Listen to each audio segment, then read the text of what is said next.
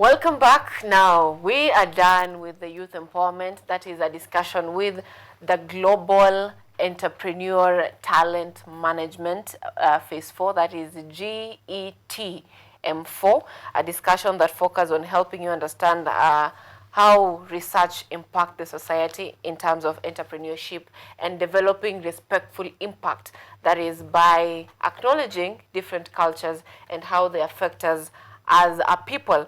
And right now in studio, I'm joined by Ojwang Mariam and Gakpo Faith, who are very, very, very, should I say, determined, or youths who have zeal to lead, youths who have zeal to bring a change in the society, both in the political space, in the mental health space.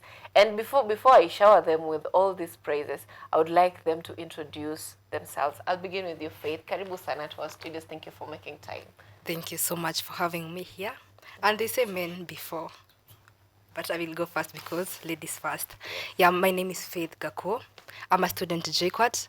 I'm a mental health advocate.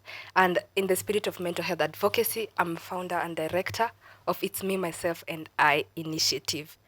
I'm also a student there in JKUTV. I lead in different dimensions, and I'm an acting finance secretary in Society of Industry and Applied Mathematics, and I'm also the chair lady, Jubilee Party of Kenya, JKUTV chapter. Yeah. Thank you. That is quite an introduction. You see those introductions that you hear and you're like, okay. Mpaka imenikumbusha who am I? Who are you? Asante sana Sylvia. Mimi si watu wananijua. But niko na profile saa hii ya Shining Hope for Communities, Shofco Youth Leader Kahawa West. Uko ndo tuna make sure. Sasa unajua tuliishi kuambia watu we can do so much in empowering our community. Mimi niliishi kuambia wase, guys, I know I can help here, I know I can connect here. But unapata hakuna mtu anataka kutrust hiyo. Now God ye huwa halali. Shofco wenye wako na headquarter in New York na ingine hapa Kibera through Dr. Kennedy Odede waliweza kunisport, and that has been the best thing that has happened to my community. I'm grateful. Asante. It's a good thing. I'm also joining Shofco. Shining hope. Shining hope to the society. Now, thank you so much for making time for us this morning. I heard someone say, ladies, and I don't remember that, but it was on a show of reggae. But let's not talk about that. This morning, I want us to be serious, to be serious youths driving change in the country. And now, on the newspapers, let's begin today with should we? No, not Standard. Standard has been even accused by the ODM party of spreading rumors about them. So today, let's begin with the Daily Nation. And the biggest headline they're having, I'm beginning with this because it matters business, matters money.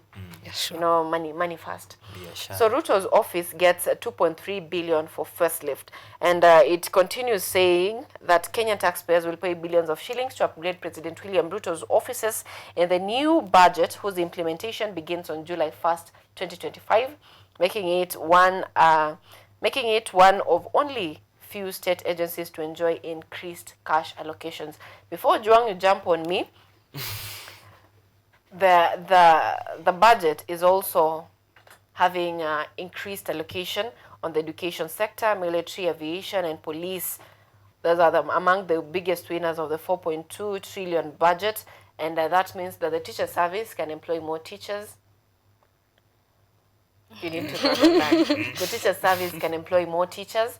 The police officers who have been complaining so much, even when the Gen Zs were on the streets, they were telling the officers, wewe unataka kunishoot na natetea haki yako. Niona nguo yako imeraruka. Finally, the government is having more locations on their department, that is the military and the police service and the education. These are the biggest beneficiaries. Ojwang, I'll begin with you.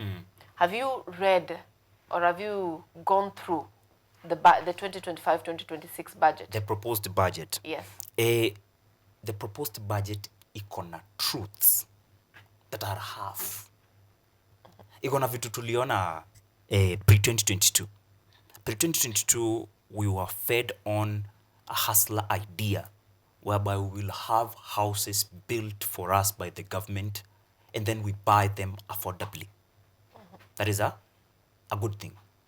What they did not tell the Kenyans is hizi pesa tutakuwa tunatoa wapi? So washaingia kwa gava na ikafika ile nyumba tulisema tuna nini ni wewe 3%, wewe 3%, wewe 3% tuwajengee nyumba. Tukishamaliza kuwajengea nyumba ununue. Ukishindwa kununua hiyo ni shida yako, blame aje. Yet you have been contributing to this kit ya wewe upate affordable housing 3%. Sasa Wakenya wakasema hapana. But sasa hizi tuko kwa the same things. Hiyo ya facelift how much? 2.3 for state billion for state house facelift yenye saa hii juzi imetoka kwa facelift ingine wakasema hiki nyumba kinakaa hivi, kinakaa wakoloni. Can we do a flat roof mahali hata hivi sniper akilala hamuoni? That was at the height of hiyo time ya maandamano 2024. Saa hii nataka kunuambia all of a sudden state house imeparara, lazima iongezewe mabilioni, acha tuite mabilioni ya pesa for facelift. Sasa hiyo tunafanya hivyo kuongeza facelift hapa hivi, hakuna barabara kwa community. Affordable housing nataka saa hizi, sisi ni wanahabari, ingia kwa ground, nipe stories za watu wenye washapata affordable housing zao. 2 years, hata si 2 years, almost 3 years since when this started. Kuna time walisema the housing levy has to be backdated. Mahakama imesema leo August ndio tunaanza hii shughuli, na government of Kenya inasema hapana, hiyo ni mahakama, sisi tulitaka tu wahalalishe. Wakisha halalisha sisi tunaingia mpaka July tunaanza kucollect. How long does it take you to build one flat wewe ukiwa peke yako? Haiwezi kukutake all those years. Sure. Saa hiyo every year we are contributing to this kit we are calling housing levy. So saa hizi tumeambiwa KDF wanaongezewa pesa, si ndio? It's a very good thing. But wanaongezewa pesa wafanye nini exactly? Polisi wanaongezewa pesa, zinatoka wapi? We need to be telling Kenyans whole truth that sisi kama government tunapanga kutoa pesa hapa, tuweke hapa hivi kwa KDF, na hawa KDF tumewaambia kazi yao ni kulinda nchi, sio kupiga politics, so hamtaona wakifanya hivyo tena. Tumechukua pesa zingine tuweke kwa walimu, ndio tuajiri walimu zaidi, na hapo hivyo bado kwa walimu usisahau wamepoliticize to a point. Unaona vile prefect alikuwa anachukua noise makers, anachukua hiyo list anaekelea hivi. Saa hii wewe kama unataka kazi ya mwalimu unapitia kwa mbunge anakuandika list hapo hivyo, alafu anatokea kwa committee na anasema hawa nitawaandikisha. Why are you doing that? Na sote tuko kazi. Haya, pesa zingine zinatolewa zinawekwa kwa kitu kingine, lakini hatuambiwi zinatoka wapi. Then si tutakubali tuseme hiki kitu iko sawa sote, si ndio? Tuseme hapana, hapa kwa facelift toa hiyo, punguza. Hapa pengine iko sawa. Vile wanaambia watu stories za NGCDF zingie kwa constituency. But hawasemi zikiingia tutatoa bursaries zirudi kwa consolidated fund ya Ministry of Education.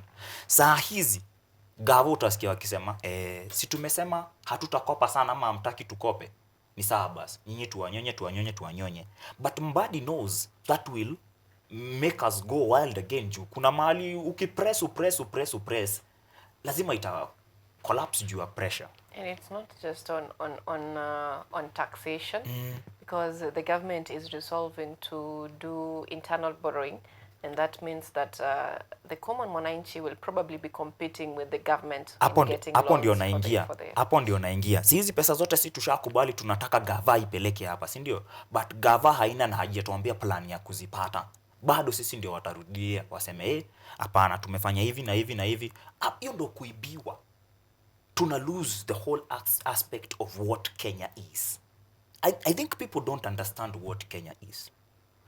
Ile siku wa Kenya wataelewa Kenya ni nini, kila mtu atakuwa akiishi in a fair way. Because if in our country everything was put at a fair way, Wewe ungekuwa na same opportunity kama Faith hapa hivi, kama mimi, kama hawa wengine wote favorably, so that si tulisema masomo ni ya bure, then why is it still inaccessible, or why is it that I still can't afford your education?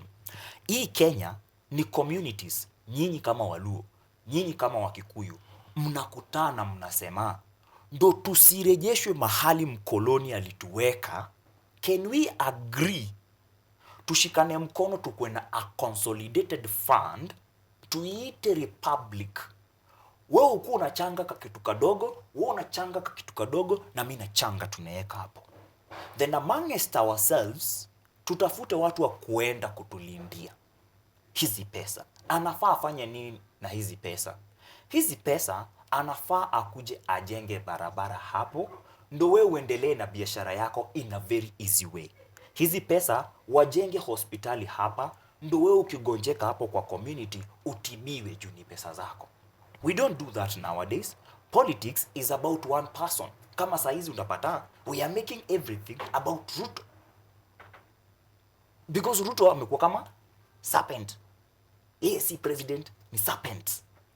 If you are president, you are supposed to know, we ni chairman wetu. Sisi ni members kwa hii country. It's a republic, for goodness sake. Tell us the truth. Pesa tumeweka hapa, tumetoa hapa, ama tutatoa hapa. Wacha uone vile kutawaka June. Okay, now that is Ojwang. So according to Ojwang, this is when someone is telling you the truth, but they're telling you half truth. Like they've not lied. Fattening the bull.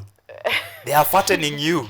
Okay, so that unaona venye unaambiaga mtu wase nimekuwekea 2, nimekuwekea 3. Ujamaa amekusetia mahali kijoka. Hiyo ndo anataka kutudropia sasa juu natuambia mlikubali. Haya tunatoa wapi hizi dogo guys? Okay, so for you it is a half truth narrative. Let me come back to you, Faith. Have you gone through the budget itself? Yeah, I've gone through the budget itself. And do you consider, do you believe that the government or the president or the treasury is living up to the president's word of living within our means, cutting on unnecessary spending? Do you think that is part of the budget, of the proposed budget? Actually, allow me to say this. Na feel kama wanataka kutuambia kenye tunataka kusikia. You get it? Like these people, they know what we need to hear, and that's wataki turudi kwa street tena.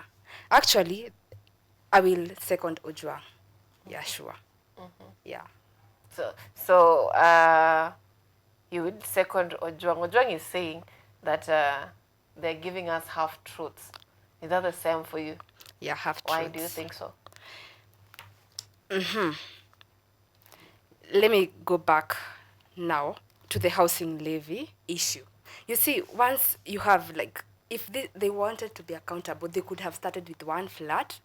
They show us, after we have finished this one flat, this is how we will give it to you. Then now they continue with the rest. Actually, I was visiting around and I saw all the flats of housing levy, they have reached the same points, like painting, because they don't want to tell us the whole truth. They are giving us half. You see?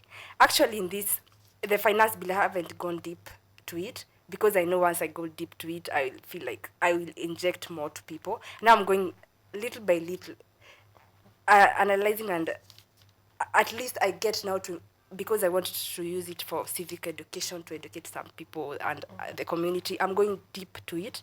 I actually have not gone far. Yeah. But they are giving us half of what we want. From where you sit right now, do you think the government is implementing the live within our means proposal or narrative? And do you think the government is really cutting on unnecessary expenditure, going by this headline of the Daily Nation? No. Actually, after I saw the headline, I was like, lavish facelift or national priorities. I was like, what's going on? And then they got me here when they said education, military, and I was like, oh, yeah, the insecurities are rising. Because if you see, if an MP can be assassinated, what about us, the local mwananchi? I was like, okay, now you're coming to my side. But actually, no. Because they are not telling us where is this money coming from.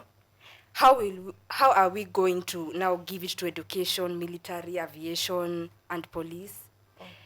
Who will be accountable? How? And even they haven't asked us. They are saying what we want to hear because they know we are crying about the education system. The issues about the funds in the education system, the issues of funds in matters of security. You see, they haven't asked us about it. They haven't told us how they will get this money, how they will implement the the allocations. You see, actually, it's a no for me. You know, the government never tells you directly that this is how we're going to get it, but it will tell you that, you know, we are not going to borrow externally, but we are going to get grants for you from UAE. It will also tell you that we are not going to get loans, but we will do local borrowing, you know. But they're not telling you that, you know, when we do that, your loans will be expensive. They'll also tell you that I don't want to side with you because you're here. I'm supposed to be neutral. Now, Ojong, from where you see, do you think that the government is living to the words of living within our means? Wewe unajua mimi uongea ukweli, siwezi danganyana. The current regime ina live a more lavish life than the previous one.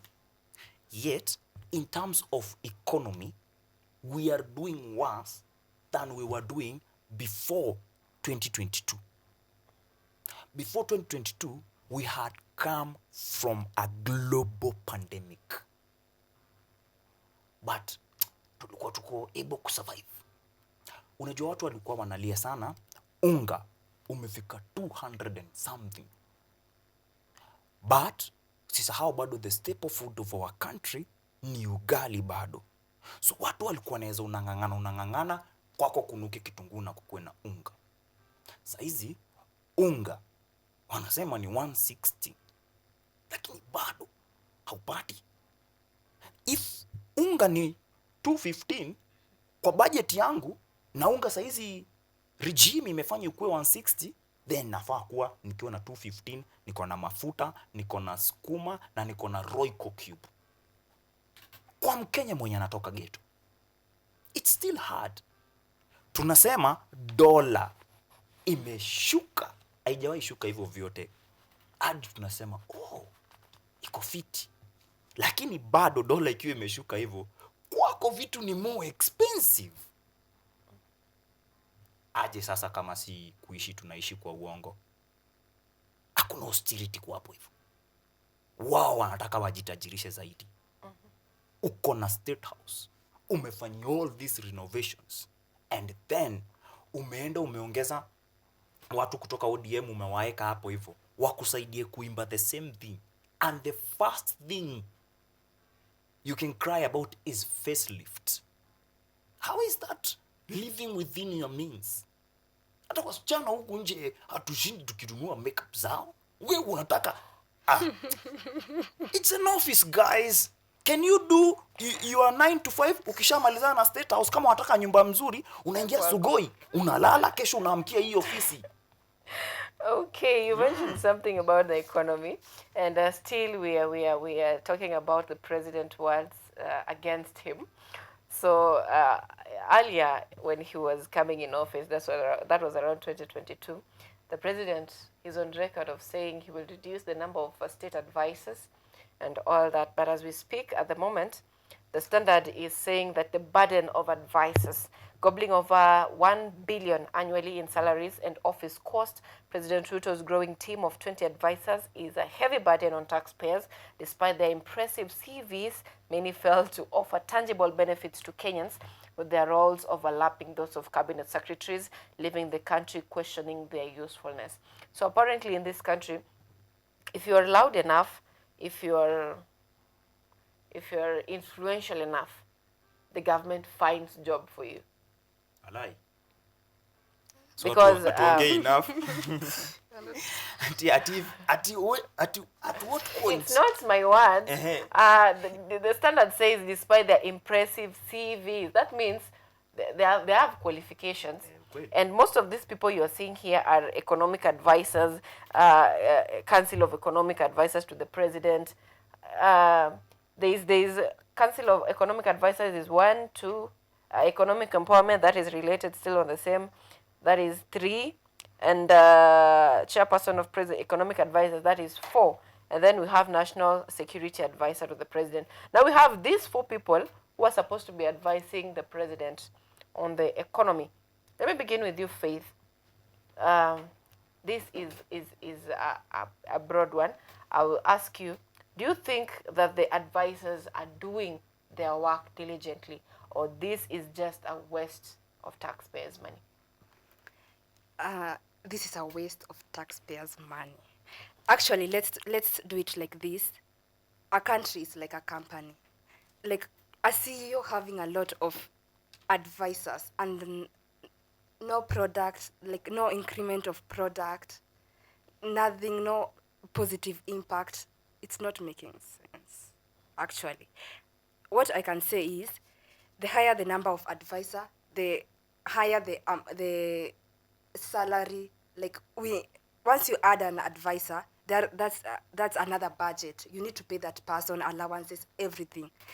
Actually, this country is not living like for the people. It's for themselves. And the moment, the fact that it's not using the merits to give these advisors the work, it means that those advisors won't deliver what they are supposed to deliver. This matters of rewarding loyalty and everything makes me say that this burden of adding advisors is not appropriate, actually. It's not. I'm not will tell you in it's for not it. meaning. It's not meaning. Okay, from where you sit, Ojuang, do you consider having more advisors in the country a burden, or is the president strategic on improving our country's economic well-being? Mi hata nimeshangaa the Standard Media Group bado haijafungwa. Nilikuwa nimesikia KTN inafungwa. There's something about slogans. And the Standard call theirs Kenya's bold newspaper. And they tend to tell the nation that we set standards. If such kind of people who have been in business for all that time are calling this burden of advisors, mimi kijana mdogo, mbona niseme hii si burden? Now, ukiangalia hii picha vizuri, unajua for the virtue of kuwa low vision lazima niangalie closer. I'm seeing President Ruto and a lot of zeros. One looks like a crown, but it's a zero. And other zeros, kuna ya David D, hata yeye amekelewa hapo hivyo. Na yeye ndio chairperson of President's Council of Economic Advisors. Wachana hao wengine wa kukuja. Let's talk about him. He has always been parading himself as one of the strategic economic planners we have in this country. But since they took over this regime, the economy of our country has been doing the worst. Watu wengine kama Monica Juma, au tunajua kitu wanafanya hapo hivyo. Hii ingine ni kureward loyalty pekee. Because President Ruto is on record akisema AG mwenye alifaa kuwa legal advisor wa government hakuwa anafanya kazi yake. And that AG mwenye alitoka na yeye anasema huyu rais wenyu hatusikizagi. Nani mwingine make same complaints? The CX tutamuitaje? Huyo DP mwingine Rigathi Gachagua. Former aje na bado akona kesi kotini yenye inasema kutolewa kwake was against the constitution. Hatujui ni nini. Okay, Impeached, tutumie hiyo. Juu bado he stands impeached, si ndio? So the impeached deputy president pia yeye anasema rais wenyu asikizagi. So the president venye Faith alikuwa amesema they are telling us what they want us to hear. Amesema si mmesema sisikizi, wacheni niongeze watu wa kusikiza. Amekishapewa watu wa kusikiza, amewaweka, bado mnasema hapana, hao na wao ni wengi. Sasa Ruto anakaa chini anauliza, what do you want me to do guys? Kenyans are saying ni wengi because Ni wengi at the na pesa cabinet ni level, nyingi. Hata usiangalie wingi wa watu, all this money zinarushwa kwa advisors. Kwani wewe tulikuchagua kama una akili? Because tulikuchagua, mimi sikuchagua. Watu ambao walichagua Rais Ruto walimchagua because of the belief that one, he comes from God. Hivyo ndivyo kanisa ilituuzia. Two, he is a hustler. Wewe kama hustler tunakuaminia kwa nini?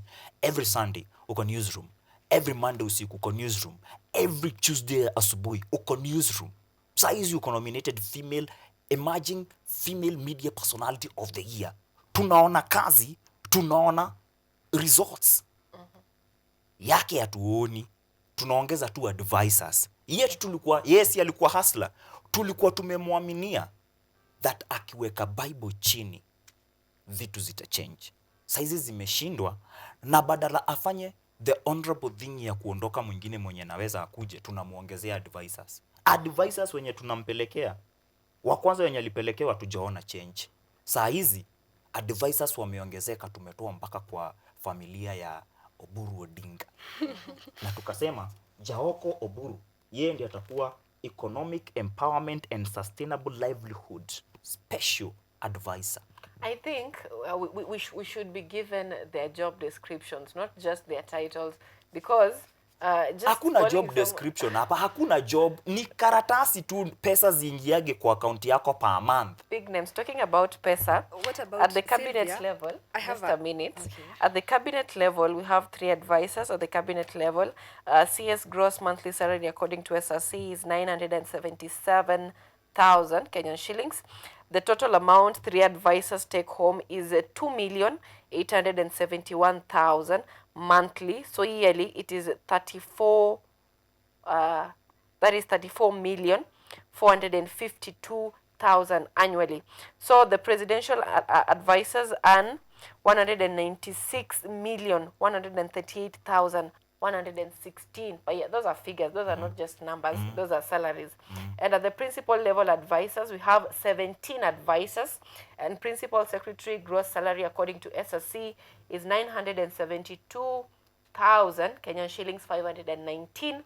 Total salary for 17 individuals is 3.4 million monthly, and yearly it is 161,686,116. So their salaries is in million, and these are advisors.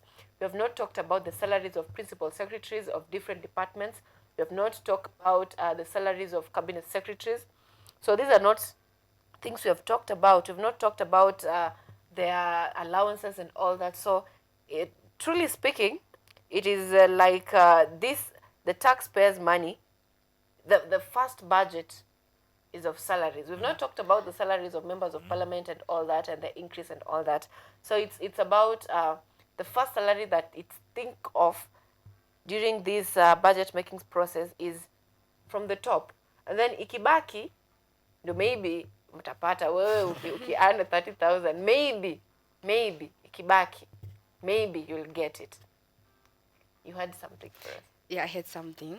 Like, you see, Ojwang had earlier said, we don't know what is Kenya. Ni kama hatujui Kenya ni nini. Actually, I was in for the idea, maybe Kenya, we have another dictionary.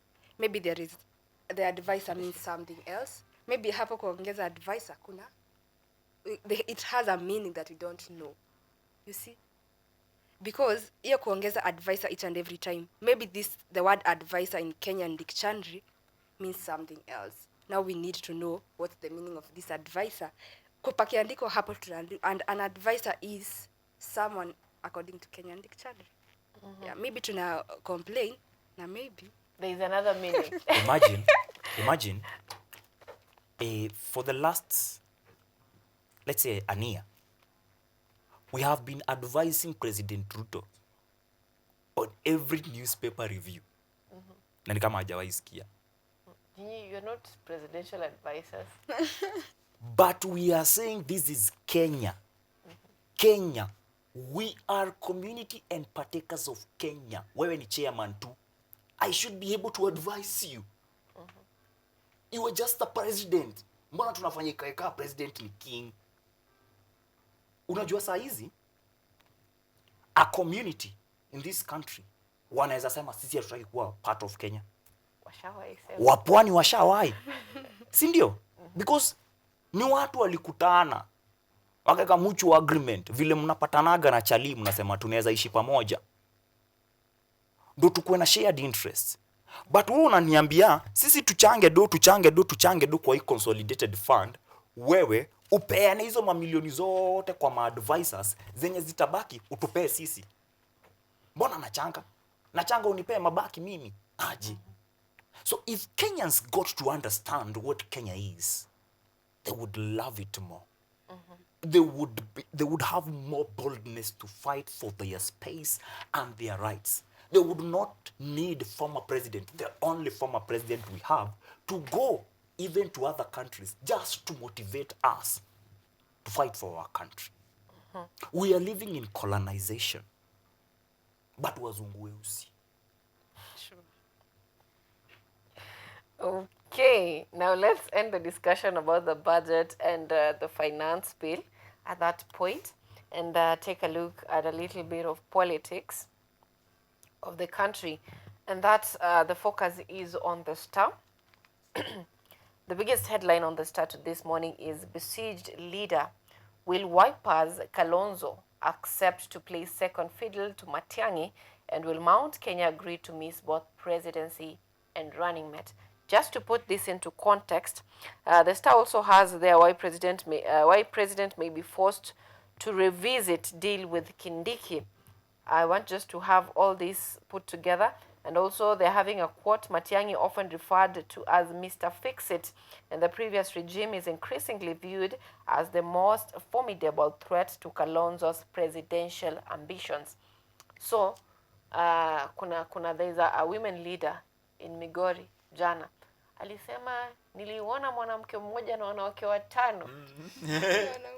Waachane rais wa kuja pambane na mimi. Hata mimi nishangaa huyu mwanamke mmoja na wanawake wengine. Ni wagani hao? Kwa tunaishi nchi gani? So apparently, these 5 leaders or 6 leaders to say, everyone wants to be the president. Yeah. Martha Karua wants to be president. Kalonzo Musyoka wants to be president. You know, all of them want to be president. Hata Salasi amesema anataka kuwa president. Actually, ameanza campaign. So we have everyone in the country wanting to be the president. And now the Star is asking, will Wipers Kalonzo accept to play second fiddle to Matiang'i? And will the Mount Kenya agree to miss both presidency and running mate? And I'm adding the third question. Should the president be worried about his grip to the Mount Kenya region, considering this rising opposition? Let me begin with you, John. I wouldn't talk about shoe game. We will. But it's still a game. Now, sisi tumesema sisi ni wa Kenya. Si ndio? So, inamata wewe kusema mwenye unataka akuwe president na akuwe deputy president. Mimi pangu hakuna mahali hadi nimesema ningetaka Wiper watusaidie kuwipe out Ruto by wao kukuwa deputy president ama hata president. Education has changed this country, and it's a good thing. All of us, kila mtu anakuaga amezaliwa kama kiongozi. The environment you grow in changes that positively or negatively. So, napata wewe Sylvia, ungezaliwa Mount Kenya, your language would have been different, your name would have been different, but wewe bado ni wewe. Si ndio? It matters. Mimi hata hakuna mahali ati nitasimama niseme Kalonzo for president ama Kalonzo for deputy president. I've always been clear. Kwanza kwa issue ya deputy president, we must have a youth. Wale ambao watapea youth ama the coalition itapea youth, that seat ya deputy president will win. And Ruto wants to use that to get back in power. Hao wengine wanafaa wakae chini, wakubaliane, waseme huyu akuwe president, huyu akuwe deputy. Na si mzee, deputy hafai kuwa mzee. It's no longer even about gender. We've realized that. They are using gender to lie to us. So in 2022, they lied to us that the presidential candidate who will have a woman by the side atashinda. The Roots Party, Wajakoya's team went for brains that even we interviewed here. But hakushinda. Baba alisema ni baba na Martha. Slogan moja kali. But hakushinda. Because Kenyans are liars. We are a community. Hakuna ati President Ruto ni muongo, hata wewe ni muongo. If we change, tuache kupiga watu, tuanze kuongelelea agendas and issues affecting us, we will have a presidential candidate, we will have a running mate, and we will be able then to bring this country together na ielekee kwenye inafaa kuelekea. But Kalonzo, no. Na sisi pia vijana tunafaa, acha kwanza tuongeleshe vijana. Vijana tunafaa kuwa flexible. Education imetu empower, everyone is a leader. Do you know what mimi ningetaka maybe kukuwa president, but najua sina financial muscles za kupull hiyo campaign. So kila mtu akipata do naendea presidency. It's a good thing. Juu itafika mahali our civilization itakuwa imepanda inakaa US. Ukachukua kama mtu kamoja US ukuje ukarusha hapa hivi ukaweka kiti ya mbunge. Your constitution ita change. Why? Na yeye ni binadamu kama wewe, and we are all equal before God. So sisi kama vijana tuache kupiga hawa wazee. Wacha waungane. We need everyone. We need everyone. Na tusipofanya hivyo bado Ruto atapitia katikati. He is the same guy who was in a team ya YK92 in the year 1992 at a time when the then president went to the National Assembly na akasema alisema kwanza na Kiswahili, tunaondoa section 2A ndo watu waingie kukuwe na multiparty. Hapo ndo multiparty ilikuja. So by then nituseme kama ilikuwa UDA pekee, akaweka parties zote na bado akashinda. He was there then. He was a youth. Wewe si unasemaga una grow, unaongeza maarifa, si ndio? Yeye ameongeza maarifa na ameongeza pesa. Times change and you cannot teach old dogs new tricks, si ndio? We are the new ones.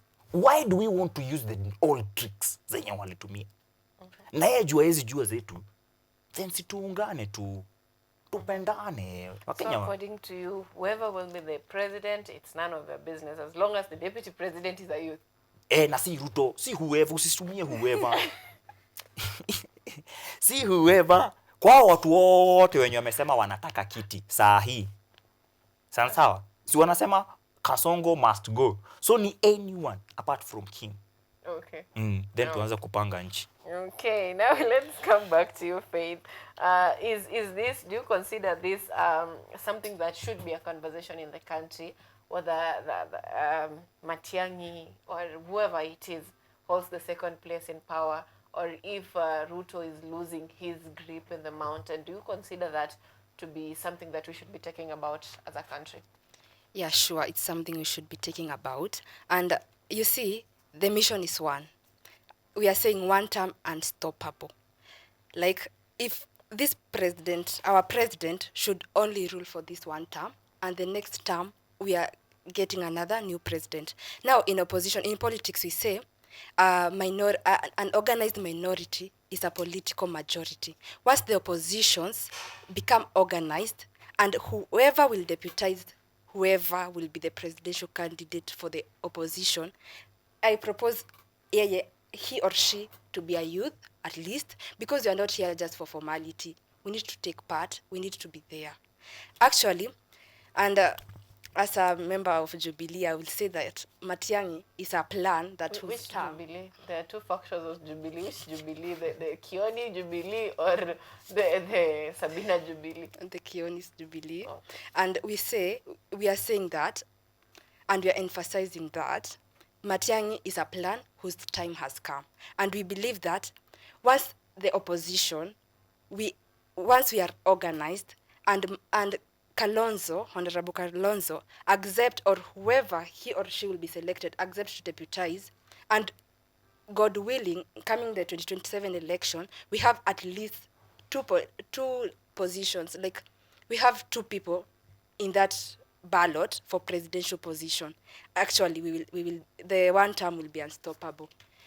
No matter the conversation, no matter what, whoever will deputize the opposition candidate should be a youth, because we are not here just for formality. We need to participate. Yeah, I guess, yeah, they are there. We need them because they are wise, they have the experience, but they need to absorb us there. That's what we are demanding So as according youths. to you, it is, you should involve youths in this thing. Yeah. We are not here to be seen. Yeah. We are not here. We are here to be heard. To be used also, we can be also used. Hii team iko na my youths, wacha tuweke hii, because we as youths we want to be there.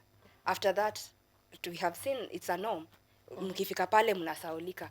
It continues. We need to be there to participate and to be in the front line. Very big words there. To be in the front line. Now, before we conclude, this will serve as we bring this to an end. There is this story, the shoe hauling incident, the shenanigans. Someone is telling me shenanigans. The things Kenyans wanna shoe hudia. It is a conversation that it has happened. I tweeted about several presidents who have experienced shoe throwing incidents, several prime ministers who have experienced shoe throwing incidents, and in all these incidents, it was out of rage, out of dissatisfaction with the way of governance, out of anger, that we don't want your kind of ruling. Your policies are, I almost cursed.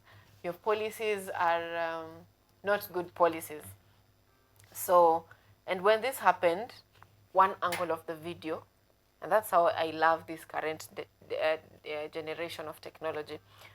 One angle of the video appeared to be someone throwing the shoe towards the president, and everyone, especially the people from opposition, everyone was saying that the people are really angered, watu wamekasirika, ODM imeingia kwa serikali lakini watu kwa ground wamekataa, all these stories. And then the second video comes out, and it's indication that someone was just recording, then someone akaipiga kwenda mbele. So we don't know whether it was an agreement. We don't know if it was an accident. And we have the Standard is saying 3 arrested in the probe into Migori shoe incident, and also the Daily Nation is saying Ruto security beefed up after shoe hauling in Migori County. Do you consider this, let me begin with you, Faith, do you consider this a security threat and a failure by the security, or do you agree with the new video that is emerging that this was just an accident? Yeah, my first question is, before I agree, is why mbona security ndo wana question the security part rather than why was that, mbona like hiyo kiatu ilitoka hapo ikakuja ikanigonga. You see, it's a matter of security. Yes, I understand, and I condemn that act actually first, because it's not well. Like, we need to respect our president, we need to respect whoever is in power, and we need to respect, the respect is our two-way traffic, you see. Also, question yangu ni, hapa tunasema Ruto's security ime beef up after the shoe hauling incident, but that hiyo kiatu hata me actually naona kama ni accident. It's an accident according to the video I saw from the other dimension. You see, that dimension yenye tunaona kiatu inaruka, but the dimension where the shoe was in a position where, you see, youths wetu wako so fun, we are so joyful, no matter irrespect, like hata hatai kujua how the situation is, we are just there for fun. Sasa mtu alichukua kiatu akaanza kuchukua kama kamera, then someone akairusha. But the question is, why are we questioning the security factor rather than hiyo kiatu ataka imetoka huko? It's better heri mawe uchukue urushe than kiatu. Kiatu shows that you have given on. Hata hiyo kiatu, by the way, umework hard ukapata hiyo kiatu, hata kama imeisha umechukua ukairusha, mbona? like the audacity or the mbona imetoka hapo, maybe those are echoes of frustrations, maybe security should not be the first factor we are considering here. Yeah, sure. It should be the people. Is it because they are angry or Frustrated. should we blame the people for being jovial or You know, actually huyo mtu kwenye kwanza kama alishikwa ama those people the suspects, 3 are they need to arrested? be given food because kama alitumia the energy watu wajakula. You see the way the cost of living is so high, that energy yote ya kutoa hapo kurusha kiatu, those are the things we should be questioning, not only the security. We should also remember that is it the communications person offered to buy the person smartphone. Yeah. Yeah, Who? Why? Sure. Si communications person, mwite a digital strategist Yeah, wangu. digital. Itumbi, yes. Kwa hii story yote ya shoe, na shuku hakuna accident. Ask me why. There was a time Kenyans were complaining that Faruk Kibet akona kamera mahali hapa, si rais ako hapa hivi, ako hapa anapiga watu picha.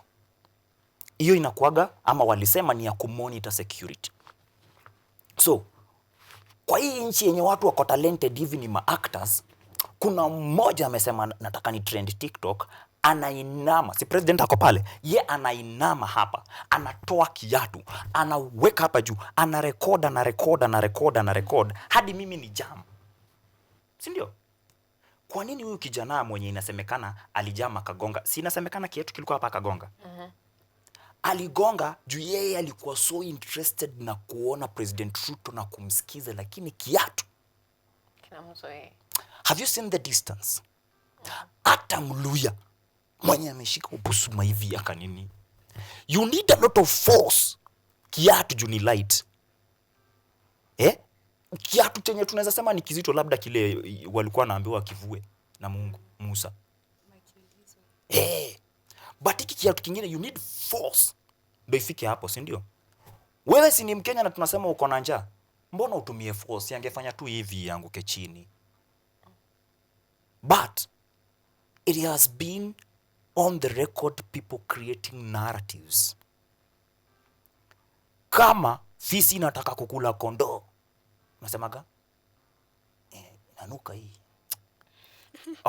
Fisi akitaka kukula si wanawake. Lakini ni wanawake. Azini watoto wake. Anasemaga wananuka mbuzi, si ndio, ama wananuka kondoo. It's the same thing here. So President Ruto anataka kuongeza security. How do we justify that? Aende arushiwe kiatu Migori. That's a serious allegation. Migori watu wanarusha viatu. Migori is having a record. Migori ni mawe. Migori ni mawe. So kani kiatu iko plant. Unaona? So I wouldn't dwell on that for long. Yeah, because at the band wakiulizwa shida iko wapi, watakwambia uliza nani? Wewe hatuna hicho kiatu. So saizi badala ya to discuss health, to discuss education, to discuss kiatu. Kwanza kiatu kiko na vumbi. As I conclude, please allow me nipeane some information hapa. That will serve as your closing remark. My closing remark, I'm not closing again. Watu wa Nairobi, jana nimetoka kwa meeting at the City Hall kwa ofisi ya director wa the Disaster and Risk Reduction Nairobi County. Na tulikuwa pia na viongozi hapo vijana na sub-county managers wa disaster management. And the plan is to give training for firefighting and first aid. So, Nairobi County wameweza kupatana na Red Cross ndo wapeleke watu wako interested na kusoma firefighting at the Kangundo Road Fire Station. Walikuwa wameniambia nitafuta watu 50. Nikaenda jana kwa hiyo meeting ndio niwaambie. Nilikuwa nimeenda ku state facts. Manze watu wamepita 50. Na sijui tuchukue nani tu nani. Akasema hapana, wewe kijana, kuna kierere ndio inakusumbua. So you cannot save everyone. So tunakuongezea 30. So wakaniambia we will have 80 going for the first cohort. And then from that cohort, so we'll have 80 going for the cohort. We'll have 100 going for that cohort ya kwanza. then second cohort hivyo hivyo according to sub counties vile ziko, na watu wa kwanza kubenefit of course ni wa kwenye natoka. So Roysambu constituency, they will be taking 20 people from each ward, lakini uenda unajilipia transport na lunch. Training ni whole day na hakuna kuenda na suti. Kwa nini? Theory ni 2 minutes, hiyo nyingine ni kutoka nje mfanye drills za firefighting, hiyo nyingine ni kutoka nje mfanye drills za first aid, ni interactive. So wanasema vaa nguo unaweza rukaruka juu. Na hakuna limiti ya miaka. Kwa nini hakuna limiti ya miaka? Moto ukitokea hapa, nani uzima moto? Ni vijana ati sijui 18 to 24. Hapana, it's a community affair. Kila mtu, hata mtoto mwenye ako na nguvu ya kuchukua bucket huenda. So wanataka wa train hawa watu ufight na moto hapa hivi before zimamoto ikuje. There is some first aid yenye imepeanwa, and then wakishamaliza kuwa train they go back to governor, waambie governor wa Nairobi hawa watu wanafanya kazi kama CHPs kwa community, na CHPs hupewa kakitu hata kama ni volunteers. Okay. Hawa watu work kama Green Army kwa community kusafisha, na Green Army hupewa kakitu hata hawa wape. Hiyo ndo after training. So watu wanaweza nitafuta. Okay. Social media sinyojuang Mariam bado si change. That is very much in order. Our time muda umeisha, but Faith, I'll give you less than a minute. Less than a minute with this shoe issue. No. Closing remarks. Okay. Actually, I'm a mental health advocate, and this is the mental health month. And you know, in this, shoe, it's not working. Even mental health is not considered in that shoe thing. Now, if you are there and you are a mental health advocate, and if you have something about mental, either poem, either anything, either something that it's advocating for mental health, kindly send it to it's mmiorganization@gmail.com. Hapa tumekuwa na newspapers na sijaona hata moja ya mental health. Now we are coming up with a mental health based newspaper or focused newspaper, and we need those articles from you because it's us for the community and we are the community. Yeah, if you are there, kindly share with that, and the project is ongoing.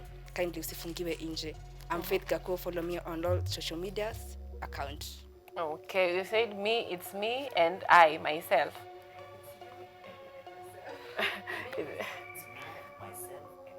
Okay, you said it's what? They can share the stories at? It's MMI organization with S for snake @gmail.com. Yeah. That is for coming up with a newspaper focused on mental health. Now that brings us to the end of newspaper review and the end of KUTV Biashara Tuesday this morning. Thank you so much for being with us for the last 2 hours, 30 minutes or so, and for taking part this discussion through listening.